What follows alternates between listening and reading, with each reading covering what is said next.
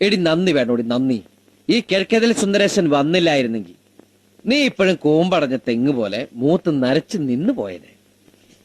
അന്ന് നിന്റെ അച്ഛൻ കൃഷ്ണൻ, ഓ ഇപ്പോഴും എന്റെ അച്ഛൻ കൃഷ്ണൻ തന്നെയാ. ആ കൃഷ്ണൻ, കാട്ടുവള്ളി കൃഷ്ണൻ നിന്റെ മുഖത്ത് നോക്കി പറഞ്ഞു നീ ചത്താലും മറക്കരുത്. എന്നോട് ആരും ഒന്നും പറഞ്ഞിട്ടില്ല. പറഞ്ഞു. മോളെ രാധാമണി, സുന്ദരേശനെ പോലെ സുന്ദരനും സുശീലനുമായ ഒരു ചെറുപ്പക്കാരനെ നിനക്ക് ഇനി കിട്ടില്ല. അയ്യാടാ സുന്ദരൻ കണ്ടേച്ചാലും മതി. ആ അതെടി ബോറടിക്കും. കല്യാണം കഴിച്ച മാസങ്ങൾ കഴിയുമ്പോഴേക്കും ഭാര്യമാർക്കെല്ലാം ഭർത്താക്കന്മാരെ ബോറടിച്ചു തുടങ്ങും. എന്റെ ചേട്ടൻ ചേട്ടത്തിയമ്മയ്ക്ക് ആഴ്ചയിൽ സാരി മേടിച്ചു കൊടുക്കുന്ന പോലും ആ ബോറടി അങ്ങോട്ട് ഒഴിവാക്കാനാണ്.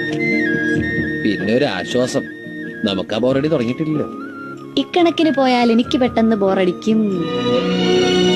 എങ്കിൽ എന്റെ ജീവിതം ഇതുപോലൊരു സാരി തുമ്പിൽ ഞാൻ അവസാനിപ്പിക്കും. വെറുതെ ഇരിക്കുമെന്ന് നീ ഓർത്തു.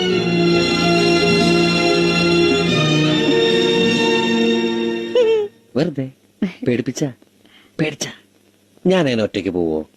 പോവാണ് ഞാൻ നിന്നെ കൊണ്ടല്ലേ പോവൂ. എന്റെ മോള് ഇന്നും കൂടി ആ പരിപ്പുടെ അടുത്ത് കഴിക്കും. കണക്കൂട്ടി കഴിഞ്ഞില്ലേ? എന്റെ എല്ലാ കണക്കൂട്ടിലും തെറ്റിക്കൊണ്ടിരിക്കാമേ. കണക്കണക്കിട്ടേന്ന് പറയുന്നിട്ടാ.